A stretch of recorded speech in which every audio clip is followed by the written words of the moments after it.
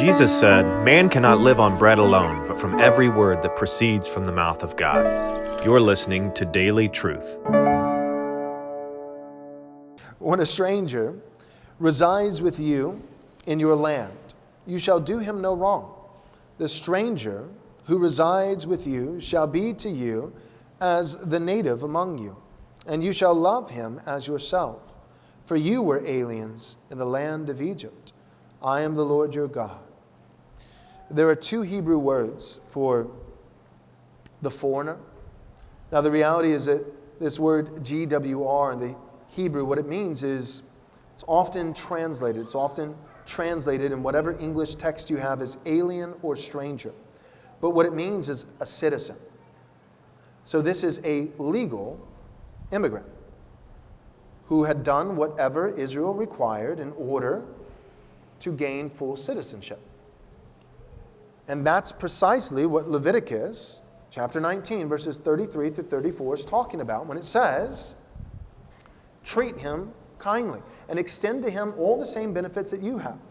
So ultimately, what God is advocating for among his people, Israel, under the Old Covenant, is that they extend the same rights and privileges to legal citizens among them, regardless of their origins, which is absolutely true and applicable for us today.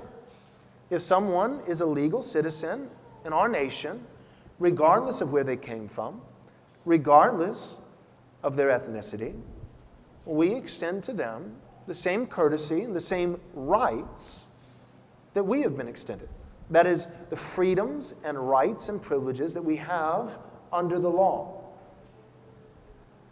Now, the other term is Nekhar, Nekar.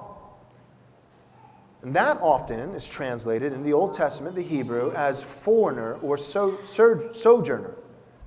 And it is speaking of someone who doesn't have full citizenship, but who is still permitted, they pass through the border rightfully, and has been permitted a temporary citizenship.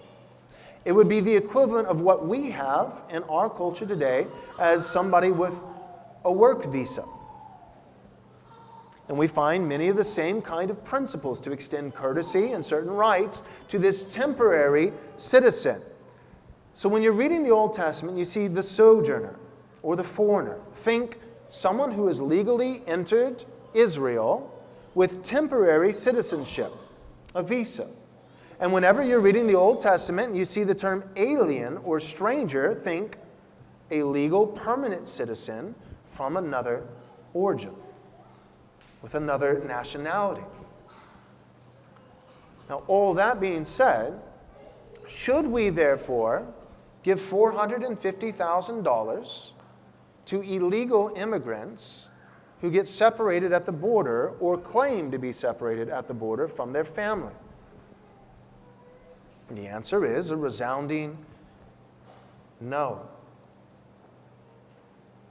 The Bible applies to all of life.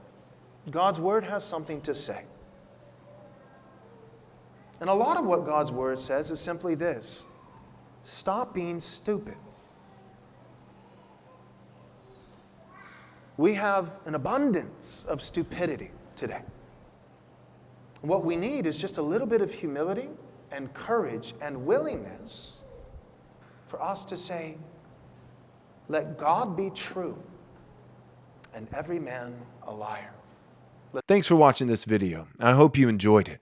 If you would consider supporting Right Response Ministries, we'd be incredibly grateful. You can do so by going to rightresponseministries.com/donate to give your gift of any amount. If you're not able to support us financially, that's okay.